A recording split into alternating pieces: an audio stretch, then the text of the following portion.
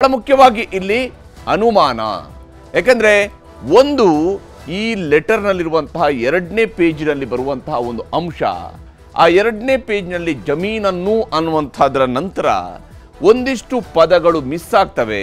ನಂತರ ಪ್ರಾಧಿಕಾರವು ಅನ್ನುವಂತಹ ಪದದಿಂದ ಮುಂದುವರಿಯುತ್ತೆ. ಹಾಗಾದ್ರೆ ಈ ಪದಗಳು ಅಳಿಸಿ ಹಾಕಿರೋದು ಯಾರು, ಯಾವ ಕಾರಣಕ್ಕಾಗಿ, ಅದರಲ್ಲಿ ಏನಿತ್ತು, ಅದರ ಸುತ್ತಲೂ ನಡೀತಾ ಇರುವಂತಹ ರಾಜಕೀಯ ಯಾವ ಸ್ವರೂಪದ್ದು, ಯಾವ ರೀತಿಯಾದಂತಹ ಅನುಮಾನದ ಪ್ರಶ್ನೆಗಳು ಇಲ್ಲಿ ಎದ್ದಿದ್ದಾವೆ. ಸಿಎಂ ಹೆಲಿಕಾಪ್ಟರ್ನಲ್ಲಿ ಹೋಗಿರೋದ್ರ ಬಗ್ಗೆಯೂ ಕೂಡ ಅನುಮಾನವನ್ನ ವ್ಯಕ್ತಪಡಿಸಿದ್ದಾರೆ ಕೇಂದ್ರ ಸಚಿವರಾಗಿರುವಂತಹ ಎಚ್ ಡಿ ಕುಮಾರಸ್ವಾಮಿ. ರವೀನ ವರದಿಯನ್ನು ನಿಮಗೆ ತೋರಿಸ್ತೀನಿ. ಕುಮಾರಸ್ವಾಮಿ ಯಾವತ್ತು ಹಿಟ್ ಅಂಡ್ ರನ್ ಕೇಸ್ ಗೊತ್ತಾ ನಿಮಗೆ? ಹಿಟ್ ಅಂಡ್ ರನ್ ಅಂದರು, ಪಲಾಯನವಾದ ಮಾಡ್ತಾನೆ ಕುಮಾರಸ್ವಾಮಿ ಅಂದರು, ಎಲ್ಲ ರೀತಿ ಮಾಡಿದ್ದು ನೋಡಿದ್ದೇನೆ. ಹೆಲಿಕಾಪ್ಟರ್ ಹೋಗಿ ಪೇಪರ್ ತುಂಬ್ಕೊಂಬರೋದೇನಿತ್ತು. ರಾಜ್ಯ ರಾಜಕಾರಣದಲ್ಲಿ ಭಾರೀ ಸಂಚಲನ ಸೃಷ್ಟಿಸಿರುವ ಮುಡಾ ಕೇಸ್ನಲ್ಲಿ ಒಂದೇ ಒಂದು ಲೆಟರ್ ಈಗ ಪ್ರಕರಣಕ್ಕೆ ಬೇರೆಯದ್ದೇ ಆಯಾಮ ಕೊಡುತ್ತಿದೆ. ಸಿಎಂ ಸಿದ್ದರಾಮಯ್ಯ ಕೊರಳಿಗೆ ಸುತ್ತಿಕೊಂಡಿರುವ ಮುಡಾ ಹಗರಣದಿಂದ ಹೊರಬರಲು ಮುಖ್ಯಮಂತ್ರಿ ಭಾರೀ ಕಸರತ್ತು ಮಾಡುತ್ತಿದ್ದಾರೆ. ಕಾಂಗ್ರೆಸ್ ಹೈಕಮಾಂಡ್ ಕೂಡ ಈ ವಿಚಾರದಲ್ಲಿ ಮುಂದೇನು ಅಂತ ತಲೆಕೆಡಿಸಿಕೊಂಡಿದೆ. ಹೀಗಿರುವಾಗ ಸಿಎಂ ಪತ್ನಿ ಪಾರ್ವತಿ ಅವರು ಅಂದಿನ ಮುಡಾ ಅಧ್ಯಕ್ಷರಿಗೆ ಬರೆದಿದ್ದಾರೆ ಎನ್ನಲಾದ ಈ ಪತ್ರ ಪ್ರಕರಣಕ್ಕೆ ರೋಚಕ ತಿರುವು ತಂದಿಟ್ಟಿದೆ. ಸಿಎಂ ಪತ್ನಿ ಬರೆದ ಪತ್ರ ತಿದ್ದಿದ್ರ ಅಧಿಕಾರಿಗಳು, ಮುಡಾದಲ್ಲಿ ಮೂಡಿದ ವೈಟ್ನರ್ ಮೇಲೆ ಗುಮಾನಿ. ಇದೇ ಈಗ ಸದ್ದು ಮಾಡುತ್ತಿರುವ ಪತ್ರ.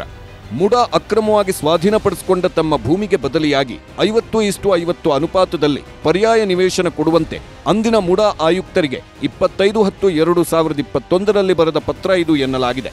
ಇದೇ ಪತ್ರದಲ್ಲಿ ನಿರ್ದಿಷ್ಟ ಬಡಾವಣೆಯಲ್ಲೇ ಪರ್ಯಾಯ ಸೈಟ್ ನೀಡುವಂತೆ ಮನವಿ ಮಾಡಿದಂತಿದೆ.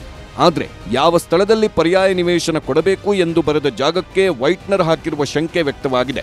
ಅಂದ್ರೆ ಮುಡಾ ಪ್ರಕರಣ ಬೆಳಕಿಗೆ ಬಂದ ಬಳಿಕ ಅಧಿಕಾರಿಗಳು ಪತ್ರವನ್ನೇ ತಿದ್ದಿರಬೇಕು ಅನ್ನೋದು ಇಲ್ಲಿರುವ ಬಲವಾದ ಅನುಮಾನ.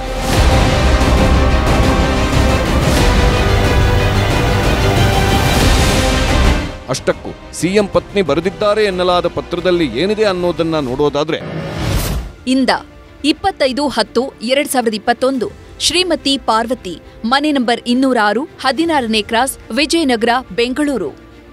ಇವರಿಗೆ ಆಯುಕ್ತರು, ಮೈಸೂರು ನಗರಾಭಿವೃದ್ಧಿ ಪ್ರಾಧಿಕಾರ, ಮೈಸೂರು.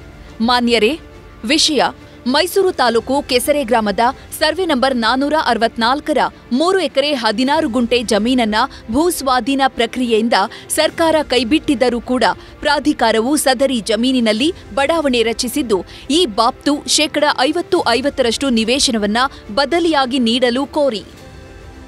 ಮೇಲಿನ ವಿಷಯಕ್ಕೆ ಸಂಬಂಧಿಸಿದಂತೆ ಕೆಸರೆ ಗ್ರಾಮದ ಸರ್ವೆ ನಂಬರ್ 464ರ 3 ಎಕರೆ 16 ಗುಂಟೆ ಜಮೀನಿಗೆ ನಾನು ಭೂ ಮಾಲೀಕಳಾಗಿದ್ದು, ಸದರಿ ಜಮೀನಿಗೆ ಪ್ರಾಧಿಕಾರವು ದಿನಾಂಕ 31/10/1992ರಲ್ಲಿ ದೇವನೂರು 3ನೇ ಹಂತದಲ್ಲಿ ಬಡಾವಣೆ ರಚಿಸಲು ಭೂ ಸ್ವಾಧೀನಪಡಿಸಿಕೊಳ್ಳಲು ಅಂತಿಮ ಅಧಿಸೂಚನೆಯನ್ನ ಹೊರಡಿಸಿರುತ್ತದೆ.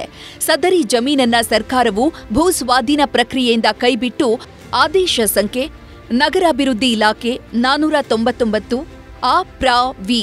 96 ದಿನಾಂಕ 18/5/1998ರಲ್ಲಿ ಅಧಿಸೂಚನೆ ಹೊರಡಿಸಲಾಗಿರುತ್ತದೆ. ಸದರಿ ಜಮೀನಿಗೆ ಮಾನ್ಯ ಜಿಲ್ಲಾಧಿಕಾರಿಗಳಿಂದ ಅನ್ಯಕ್ರಾಂತ ಆದೇಶವಾಗಿರುತ್ತದೆ. ಆದರೂ ಸರ್ಕಾರದಿಂದ ಕೈಬಿಟ್ಟ ಜಮೀನನ್ನ ಮತ್ತು ಮಾನ್ಯ ಜಿಲ್ಲಾಧಿಕಾರಿಗಳಿಂದ ಅನ್ಯಕ್ರಾಂತವಾದ ಜಮೀನನ್ನ ಪ್ರಾಧಿಕಾರವು ದೇವನೂರು 3ನೇ ಹಂತ ಬಡಾವಣೆಯನ್ನ ರಚಿಸಲು ಉಪಯೋಗಿಸಿಕೊಂಡು 3.16 ಎಕರೆ ಜಮೀನಿನಲ್ಲಿ ನಿವೇಶನ, ಬಡಾವಣೆ, ರಸ್ತೆ ಮತ್ತು ಸಾರ್ವಜನಿಕ ಉದ್ಯಾನವನವನ್ನ ಅಭಿವೃದ್ಧಿಪಡಿಸಿ 2001ರಲ್ಲಿ ಸದರಿ ಬಡಾವಣೆಯಲ್ಲಿ ನಿವೇಶನ ಹಂಚಿಕೆ ಮಾಡಲಾಗಿರುತ್ತದೆ.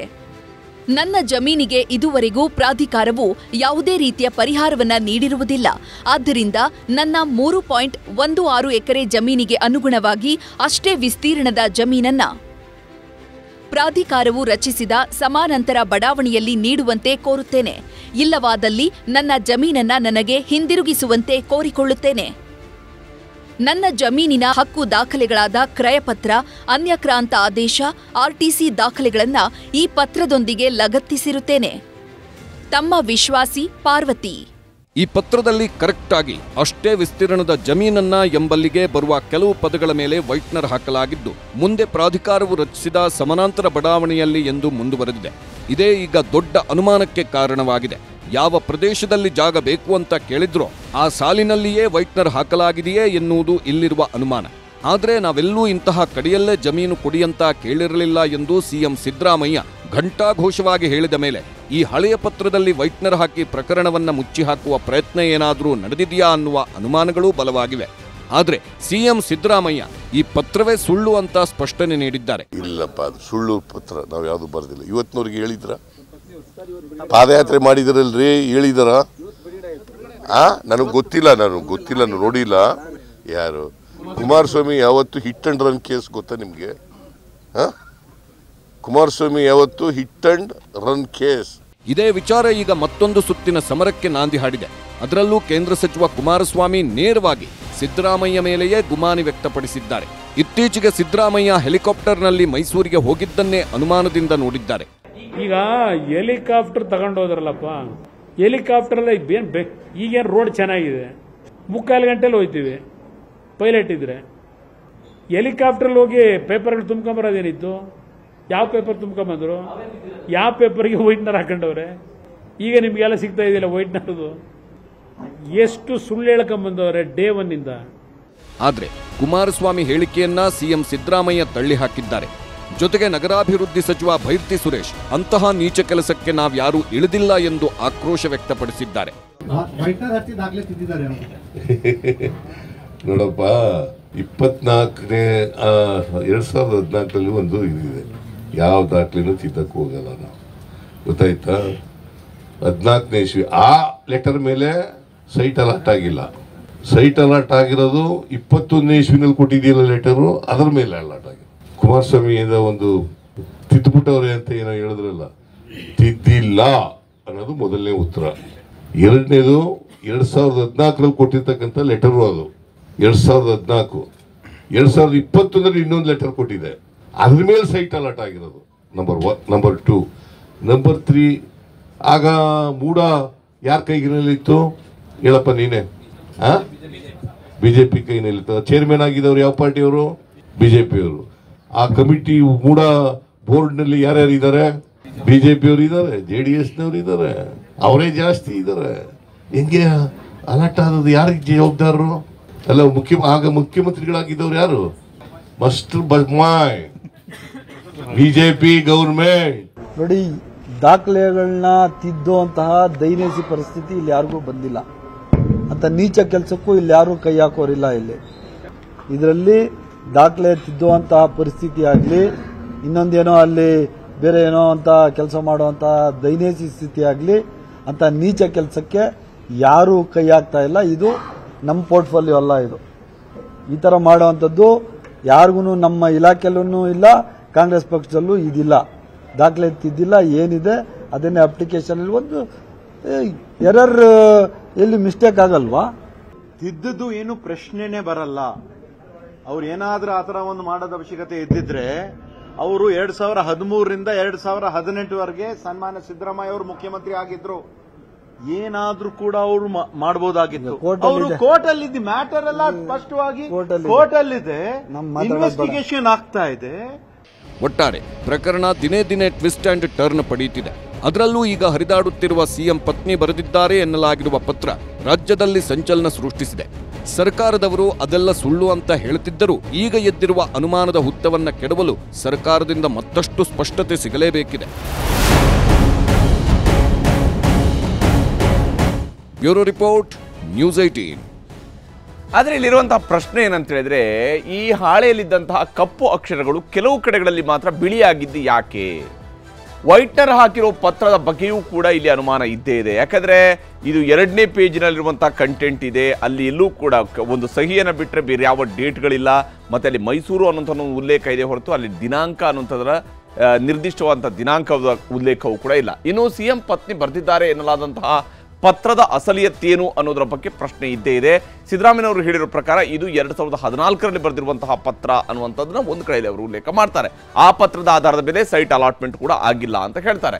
ಇನ್ನು ಪಾರ್ವತಿ ಅವರದ್ದು ಎನ್ನಲಾದ ಪತ್ರದಲ್ಲಿ ವೈಟ್ನರ್ ಹಾಕಿದವರು ಯಾರು, ಏನೇ ಇರ್ಬೋದು, ಅದು 14ರ ಪತ್ರನ 21ರ ಪತ್ರನ ಅನ್ನೋದಕ್ಕಿಂತ ಹೆಚ್ಚಾಗಿ ಅಲ್ಲಿ ವೈಟ್ನರ್ ಹಾಕಿದಂಥವ್ರು ಯಾರು, ಯಾವ ಕಾರಣಕ್ಕೆ ವೈಟ್ನರ್ ಹಾಕಿದ್ದಾರೆ, ವೈಟ್ನರ್ ಹಾಕುವಷ್ಟು ಪ್ರಭಾವ ಬೀರದಂಥ ವ್ಯಕ್ತಿ ಯಾರು, ಸುಮ್ಮನೆ ಯಾರ್ದೋ ಪತ್ರದ ಮೇಲೆ ಯಾರೋ ಬಂದು ವೈಟ್ನರ್ ಹಾಕ್ತಾರಾ ಅನ್ನುವಂಥದ್ದು ಯಾರಿಗೂ ಕಾಡಬಹುದಾಗಿರುವಂಥ ಅನುಮಾನ. ಇಲ್ಲಿ ಅಂಥದ್ದೇ ಅನುಮಾನ ಇದ್ದೇ ಇದೆ. ಈಗಾಗಲೇ ಅಭಿವೃದ್ಧಿ ಆಗಿರುವ ಬಡಾವಣೆಯಲ್ಲಿ ಅವರೇನಾದರೂ ಸೈಟ್ ಕೇಳಿದ್ರ? ಯಾಕಂದರೆ ಅಲ್ಲಿರುವಂತಹ ಪದಗಳನ್ನು ನಾವು ಗಮನಿಸಿದಾಗ ಜಮೀನನ್ನುಂತಿದೆ, ಪ್ರಾಧಿಕಾರವು ರಚಿಸಿದ ಸಮಾನಾಂತರ ಬಡಾವಣೆಯಲ್ಲಿ ಅನ್ನುವಂತಹದ್ದು ಕೂಡ ಪದಗಳಿದ್ದಾವೆ ಆ ಲೆಟರ್ನಲ್ಲಿ. ಹಾಗಿರುವಾಗ ಅಲ್ಲಿ ಏನಾದರೂ ಅವರು ವಿಜಯನಗರ ಬಡಾವಣೆಯಲ್ಲಿ ಮೈಸೂರು ನಗರಾಭಿವೃದ್ಧಿ ಪ್ರಾಧಿಕಾರವು ಅಂತ ಏನಾದರೂ ಬರೆದಿರೋದು ಇತ್ತ ಅಂತ, ವಿಜಯನಗರ ಬಡಾವಣೆಯಲ್ಲೇ ಸೈಟ್ ನೀಡುವಂತೆ ಅವರು ಉಲ್ಲೇಖ ಮಾಡಿದ್ರಾ ಅನ್ನುವಂಥ ಅನುಮಾನ ಇದೆ.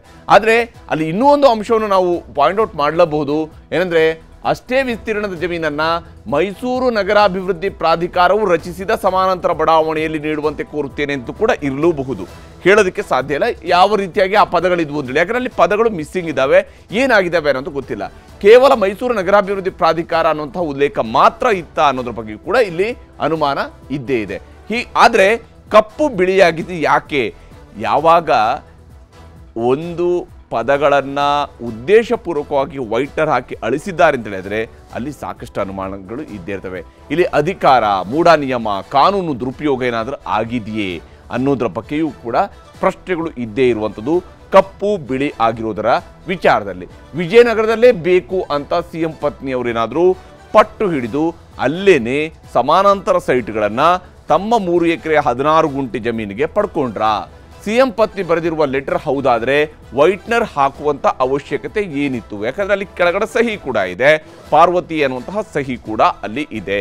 ಹೀಗಾಗಿ ಅವರೇ ಬರೆದಿರುವಂತಹ ಲೆಟರ್ ಆದರೆ ಇಲ್ಲಿ ವೈಟ್ನರ್ ಹಾಕುವಂಥ ಅವಶ್ಯಕತೆ ಏನಿತ್ತು? CM ರಕ್ಷಣೆ ಮಾಡೋದಕ್ಕೆ ಮೂಢಾಧಿಕಾರಿಗಳೇನಾದರೂ ವೈಟ್ನರ್ ಹಾಕಿದ್ದಾರೆ? ಯಾಕಂದರೆ ಮುಖ್ಯಮಂತ್ರಿಯವರು ಒಂದು ಕಡೆಯಲ್ಲಿ ಹೇಳ್ತಾರೆ, ನನ್ನ ಪತ್ನಿ ಇದೇ ಬಡಾವಣೆಯಲ್ಲಿ ಸೈಟ್ ಕೊಡಿ ಅಂತ ಎಲ್ಲೂ ಕೇಳಿಲ್ಲ ಅಂತ ಹೇಳ್ತಾರೆ. ಅದನ್ನು ಉಳಿಸ್ಕೊಳ್ಳೋದಕ್ಕೆ ಬೇಕಾಗಿ ಇಂತಹ ಕೆಲಸವನ್ನೇನಾದರೂ ಮಾಡಿದಾರಾ ಅನ್ನುವಂತಹ ಅನುಮಾನವೂ ಕೂಡ ಇರುವಂಥದ್ದು. ಆದರೆ ಸಹಜವಾಗಿ ನಾನು ಆಗಲೇ ಹೇಳ್ದಂಗೆ ಅನುಮಾನ ಅನ್ನುವಂಥದ್ದು ಒಂದು ಹುತ್ತ ಇದ್ದಂಗೆ. ಈ ಅನುಮಾನ ಅನ್ನುವಂಥ ಹುತ್ತ ಇದೆಯಲ್ಲ, ಅದು ಒಮ್ಮೆ ಬೆಳೀತು ಅಂತ ಹೇಳಿದರೆ ಅದಕ್ಕೆ ಪರಿಹಾರ ನಿರ್ದಿಷ್ಟವಾದಂತಹ ಸ್ಪಷ್ಟ ಉತ್ತರಗಳಿಂದ ಬರುತ್ತೆ ಹೊರತು ಸುಮ್ಮನೆ ಹಾರಿಕೆ ಉತ್ತರಗಳಿಂದ ಹಂಗೆ ಮಾಡಲ್ಲ ನಾವು, ಅಂಥ ನೀಚ ಕೆಲಸ ನಾವು ಮಾಡಲ್ಲ ಅಂತ ಹೇಳೋದ್ರಿಂದ ಪರಿಹಾರ ಆಗುವ ಸಾಧ್ಯತೆಗಳು ಇಲ್ಲವೇ ಇಲ್ಲ.